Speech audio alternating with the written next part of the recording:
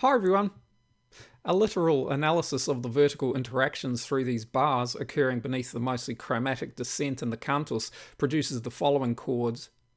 The extent to which Bach or any other tonal composer hears a texture such as this either vertically as a series of chords which is then embellished, or horizontally as a series of linear contours which through their interaction produces the harmonic progression is unclear. A common view is that during composition the horizontal and vertical are heard simultaneously, with either becoming more prominent depending on context.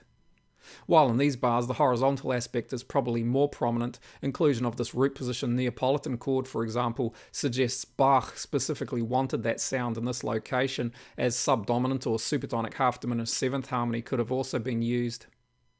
Other elements may also influence how a texture is written. Here, for example, the cantus's mostly chromatic descent immediately limits the chord options, as does inclusion of this partial motif, which is used in various guises throughout the work.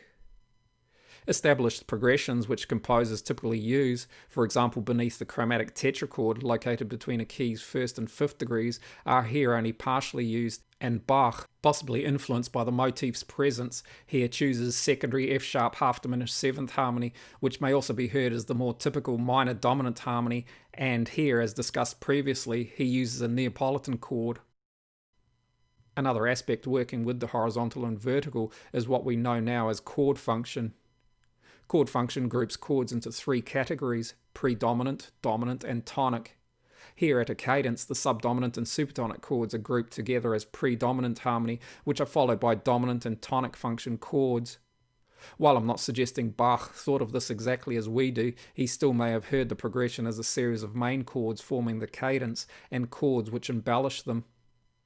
This is indicated in the texture by the prolongation of the predominant and dominant function chords. Both subdominant and dominant harmony, for example, are each prolonged for 4 quarter note beats.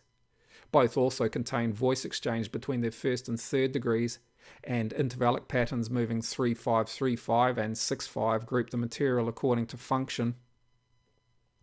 In this way, just as we hear this interaction of A and F sharp notes as neighbour notes to the surrounding G minor harmony, so too can the various other notes and chords be heard as embellishments of the cadential framework. Analytically, then, this passage contains a series of root position subdominant, supertonic, and dominant chords, each forming vertical perfect fifths between their lowest and highest parts. These fifths are each preceded either with vertical thirds or a sixth forming interval pairs, and the other chords located within or between these pairs form neighbour or passing chords to the others. A slight accent created by the ascending leap in the middle part and the quarter note duration of the final perfect fifth creates 2 quarter note beat groups, which also accent this diminished fifth formed between the third and seventh degrees of A dominant seventh harmony. The diminished fifth, however, sounding the dominant's tritone, lacks the stability of the other perfect fifth chords.